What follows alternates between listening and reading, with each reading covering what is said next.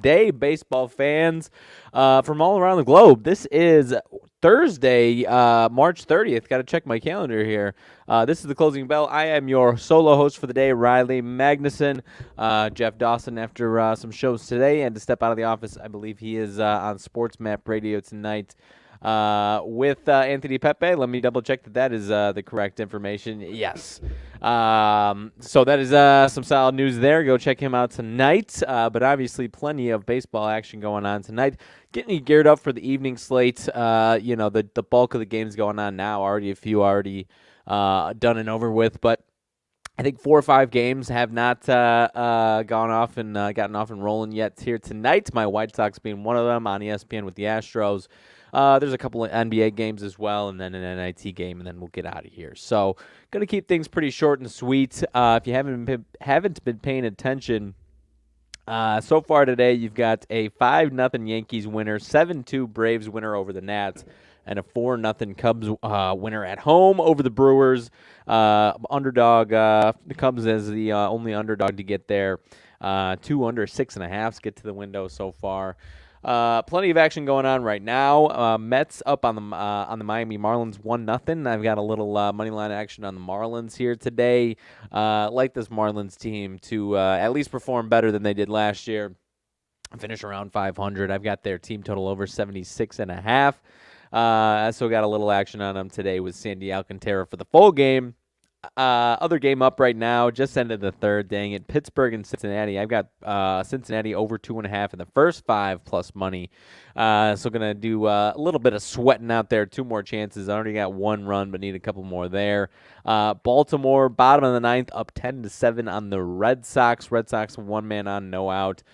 Detroit down 4-0 in Tampa. Phillies up 4-0 in Texas in the 4th inning. That I haven't seen the box score for that one as I've been getting ready for the show, but that it does appear, unless those are unearned runs, that's a rough start for the old DeGromster there in Texas. I'm going to double check that my info is correct.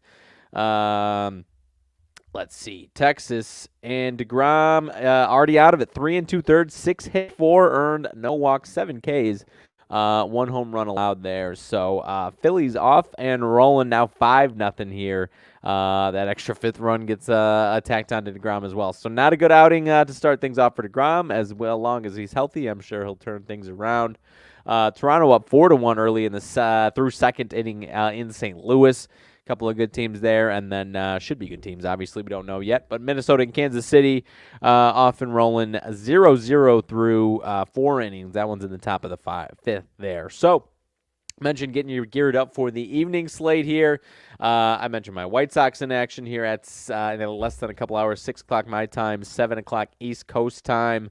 After that, you've got 4 West Coast games. So the 4 late starters here: Colorado and San Diego. Angels in Oakland, Cleveland in Seattle, and Arizona in L.A. for the Dodgers there. So to start things off, then we'll roll right into touching quick on the 2 NBA games, both on TNT and then the NIT game. And then, as I said, we'll get out of here. First one up, my White Sox, to dive right into it. Obviously, you got to take me with a grain of salt whenever I'm talking about my White Sox for the most part here. But we do believe we got the defending champs as if you're interested in fading the public, the ESPN game home opener for the defending champs, the Astros, pretty reasonable or short favorites here at home in their home opener. Obviously, some of that should be some respect to Dylan Cease, Cy Young runner-up last year. But I'm seeing over 70% of bets and money on the run line here for the Astros and 80% of bets on the money line there for the Astros. So a lot of public love for the Astros in this one. White Sox in the past. Valdez, not so much a candidate. White Sox have had decent success in them. White Sox over the years, last couple of years, have been really good against lefties. Not as good last year as they were 2020, 2021, but there should be some optimism that they can turn that around and get back to where they were 2020, 2021. Not necessarily against Valdez, but if Cease is anywhere near form and the White Sox start putting up a few runs, this one, I could see the White Sox taking this game. I obviously got to take it with a grain of salt, but I've got some action on my White Sox tonight to win this game. Would like him first 5 too, honestly. White Sox bullpen though, obviously no Liam Hendricks, but still not bad. We'll see where they're at, where they're slated in the rotation in the bullpen there, 7th, 8th, 9th inning, whatever it is. But I do like the White Sox to kind of get it done tonight. So we'll see the rest of it. It's a 4-game series to open things up, and we will see how it transpires. But I'm liking my White Sox tonight. So, again, take it with a grain of salt, but a lot of signs pointing to my White Sox, in my opinion, tonight. So, moving over to San Diego, 215 on the money line, San Diego. Over under 7. I see over 7 minus 120, under plus 100. Run line for the Padres right on even money, minus 1.5, and the Rockies plus 1.5. Obviously, I don't know what the exact splits were last year, but and this one doesn't really reflect what you would expect. But obviously, the Rockies fantastic at home, miserable on the road. The last 2-3 years, obviously historically for the most part, but especially these last couple of years, just abysmal on the road. So to see him kind of reasonable here is interesting. I'm not jumping into him. Want to see him breathe for a week, see how they look. This Rockies team. Their offense should be okay this year. They should be a little improved, but we will definitely see what the season holds for this Rockies team. But a lot of people obviously loving the Padres this year. So another one to see them with Blake Snell on the mound. I can absolutely see him having a rough outing. To see them at this, I don't want to say super reasonable price because it's minus 215, but anyone who is trying to back a Padres team that they really believe in this year up against a team in the Rockies that they either A, don't believe in or certainly don't believe in on the road, seems a little too good to be true, at least on the run line there. Maybe the Padres get it done by 1. I don't know, but some interest in the Rockies here. German Marquez. For me, I like to see him kind of get rolling a little bit. I like to back him in certain spots, a lot of spots at home, honestly. So I'm staying far away from it, but would not surprise me at all if the Rockies were able to do anything in this game and keep it close, have a chance to either cover that spread or maybe even tie this up or win this game late. Padres, I know, ended the season last year pretty successful against the Rockies, so definitely one to keep an eye out for, but would not be surprised if this one is a close game there. Obviously, Ohtani, Angels in Oakland. Ohtani getting the day 1 start, obviously. Another one that, especially with Ohtani on the mound against what many believe to be the worst team in baseball here in Oakland, minus 210 seems pretty reasonable, and minus 120 on the run line seems a little too reasonable for me. A little too good to be true for Ohtani there with the lightning rod that he is becoming, obviously. As you can expect with those numbers, plenty of public buy-in. So it's a tough pill to swallow. I'm not touching it. Day 1 is obviously been all over the place, but to not see Ohtani on the run line a lot steeper than the minus 120. Obviously, he's not pitching the entire game, so that's part of it. So if you think the reason is he's only going 5-6, and then the A's can get to their bullpen, then jump on the A's there. But at the end of the day, I'm going to stay far away from it. But another one where I would not be surprised at all if Oakland can hang around with this Angels team today. Angels. Oh, as good as Ohtani is, they're still not perfect by any means. They're they were a borderline playoff team as it appears right now. Top of the order needs to be really good. Pitching staff needs to be so much better this year for them to be successful, obviously. So starts right here today, but that one would not surprise me at all if the A's had a good recipe to keep that one close as well. Cleveland and Seattle. Seattle, the home team for this one, start things off. Shane Bieber, Luis Castillo, one of the better pitching matchups of the day for sure, at least on paper here tonight. A lot of people, this one could go both ways, honestly. A lot of people like the Seattle team, obviously. A lot of people believe in this Cleveland team. I see minus 120 Seattle on the money line at home, so about even money there for the Guardians, the Cleveland Guardians. 6.5 is the total. That one, obviously, that one's a low one. And as I mentioned at the top, we've seen a couple 6.5 unders get to the window today. But with that pitching matchup, I would almost have, especially comparing it to some of these other 6.5s, around baseball today. I would have respected even a little bit lower than that. You had 6.5 in the Yankees game with Garrett Cole. Not not Logan Webb is good, but not the same caliber there. Brewers and Cubs. I'm drawing a blank on who was the starter for Corbin Burns and Stroman. So I guess depending on what you're expecting out of Stroman, that's similar there. But this one is a really, really good pitching matchup. So I'm going to go, I don't want to say over, but I'm going to say somehow, some way this one kind of finds a way to get over. But I don't know who gets there, who's the team to kill that under 6.5 there and go over. But I could see some more runs than you would be expecting out of this game.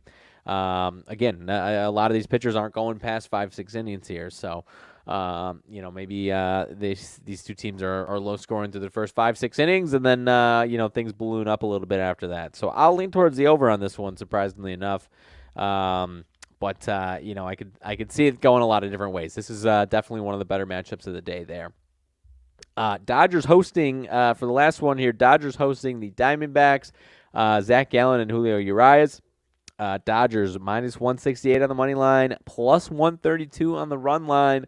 Another one that, especially for the home team Dodgers, seems pretty good to be true. A little too good to be true here. Zach Gallen, though, especially at times, has had some solid success. Just overall, he was good last year.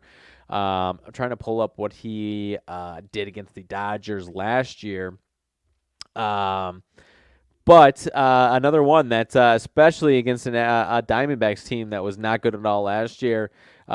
He's got some really solid success. Aside from Mookie bets 5 for 13 lifetime against him. Aside from that, Gallen has had some really nice success against this Dodgers team. Individually against them to start the season, third start of his season last year against the Dodgers, 6 innings, 2 hits, no runs.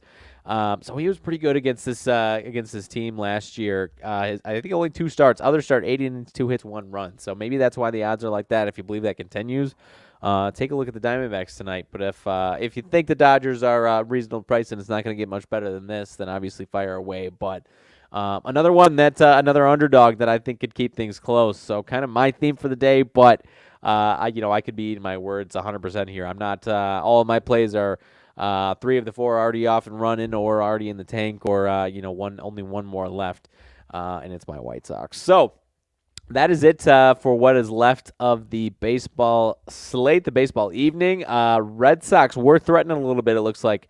10-9, I believe, is a final. They were down 10-7 in the bottom of the ninth to put up a couple runs there. So, Marlins still down 1-0 to the Mets. That is Scherzer and Alcantara. That is also one of the, obviously, probably, arguably the best pitching matchup of the day, along with that Bieber and Castillo matchup. Aside from that, nothing else has, since we've been talking, has changed. So, if anyone's got any comments, questions about today's baseball slate, feel free to drop it down in the future. I'll probably have a lot more prop talk, certain matchups, individual matchups that I'll lay down. But we'll move right along today over to the 2 NBA games, Boston and Milwaukee. Both these 2 games are on TNT, and obviously it's opening day of baseball, so not as many eyes on these 2 games as they might normally be. Milwaukee -2, 2.5. I'm seeing 2.5 across the market, a little bit differing there, depending on where you're looking. Seeing mostly 2.5, though. 237.5, 238 is the total, which is a little eye-opening for these 2 teams. I think that is kind of an indicator that this one could go over. But we have Boston team, and we talked about these 2 teams, especially looking ahead to this one. Milwaukee last night, offensively, certainly was not looking ahead. Maybe defensively, they were a 149-136 win over the Pacers last night for Milwaukee. So they are on day 2 of a back-to-back. Celtics lose in that look-ahead spot 2 days ago to the Wizards without Bradley Beal, 130-111. So maybe these totals are a little inflated based off what this total is inflated based off what those 2 teams have done the last couple of days. But at the end of the day, I think we've got 76, 5, 6, 7 more games for either of these 2 teams. Not quite locked in by any means. If the Celtics win this one, the 1 seed is still kind of up for grabs. But Milwaukee's up by 3 games right now. If they win this one, that's pretty much the nail in the coffin for the 1 seed there. But Boston's trying to fight off Philly there for the 3 seed, presumably, unless there's some gamesmanship, and they might prefer to play the Nets in the first round. But a potential 2-3 matchup in the next round after that with the Sixers, you wouldn't want to lose home court advantage there. So Celtics 3 games back in Milwaukee. They're still trying to play for this one, obviously. Presumably, I shouldn't say obviously, but presumably. This is one where the two kind of makes me lean towards the Celtics in this one. I think that is in my opinion, that is a Celtics number. I'm seeing a lot of buy into the Bucks, but a lot of times when I talk about that, I don't like doing something like that. And maybe there isn't enough eyes on opening day. Obviously, if you're just an NBA fan and you don't care about baseball, this is business as usual for you. So I'm going to lean towards the Celtics getting the road win tonight and cutting it down to a 2-game lead in the 1 seed there. But it's a TNT game. I'm going to stay away from it, but I'll definitely lean towards the Celtics tonight. Other one up, Pelicans and the Nuggets. Nuggets have a little bit more security over the 1 seed, just barely, I guess. 3.5 game lead over the Grizzlies with 7 games left as well. Pelicans in the 9 seed right now, half game up on OKC for the 10 seed, 1.5 games up on Dallas, who is on the outside there in the 11 seed. They're also tied for with the Lakers for the 8 seed, half game behind the 7 seed, and 1.5 game behind the 6 seed. So this one is huge for the New Orleans Pelicans here. I am honestly leaning towards the Pelicans plus the 5.5. I would have loved to see it a little bit lighter than that, maybe 4.5, 4. But you do have, as far as I see here, I imagine he's going to play, but you got Jokic questionable. That obviously is the one to watch for there. But Pelicans coming off 2 days ago, lost at Golden State by 11. They were winning that game, controlling it for the first half. Excuse my nasally voice here as I'm still recovering from a little bit of a cold. But Denver has won 4 in a row. So after on a 4-game win streak, to only see them 5.5 at home, trying to wrap up the 1 seed. That one seems a little light to me. So I am thinking this is a Pelicans number, and I think they could get this win tonight. Wouldn't surprise me if this is a really good game. This one could come down to the last minute, but I'm going to definitely lean towards the Pelicans and the 5.5 there on the late slate there, the 9 o'clock, 10 o'clock game there on TNT. So moving on around, and as I mentioned, to close things out, we'll go to the NIT game. Championship at MSG tonight, 8:40 my time, 9:40 East Coast time. Is this not an MSG? Maybe I'm wrong and it's not an MSG anymore, which would be a shame, and I am way off of my information. I see Orleans Arena. Is that correct? Orleans Arena in Vegas, so I am all the way on the wrong coast there. So that one is news to me that it's not MSG anymore. But anyways, as we talked about yesterday, the Conference USA is taking things over. FAU in the actual Final Four. UAB and UNT Conference USA showdown here. Charlotte wins the CBI. So the Conference USA needs some more love, needs some more flowers. This is a 2.5-point spread in favor of UAB. 128.5 is the total. Both these teams obviously winning a bunch of games in a row. These two teams played 3 times this year. UNT won both of the regular season matchups, 63-52 at UAB, 82-79 at home at UNT. And UAB won the, I don't know if it was neutral site game, I assume neutral site game in the Conference USA tournament, 76-69 as 1.5-point favorites. So now up to 2.5 after that win, still on a neutral site court. I kind of like North Texas on this one. I'm seeing over 65% of bets and money on UAB on the spread, and even more than that on the money line. Not the only reason that I'm liking that, but I like a team that's 2 out of 3 there against the team. And I would have respected 3.5, 4, minus 3.5, 4 in UAB's favor if I was leaning towards them. So I'm going to lean towards North Texas. They obviously just had their really grimy, nasty, slow it down game against Wisconsin. Both teams slower paced. So that's why you're seeing the 128. UAB kind of the opposite. their games are usually a lot higher than that. So I'm going to lean toward – I don't know about the total. I really – with, two clashing styles, that's kind of tricky there. But I'm going to lean towards North Texas getting the cover and the win tonight in the NIT there.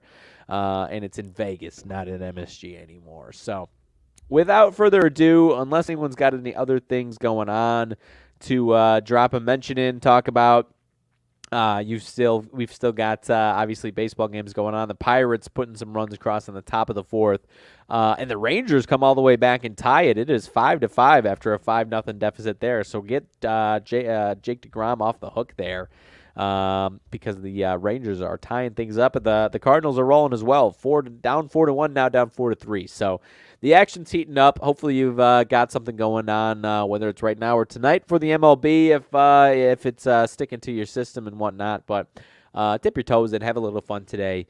But without further ado, I don't know what Jeff's schedule shows is tomorrow. I know he's got stuff going on in the afternoon for sure.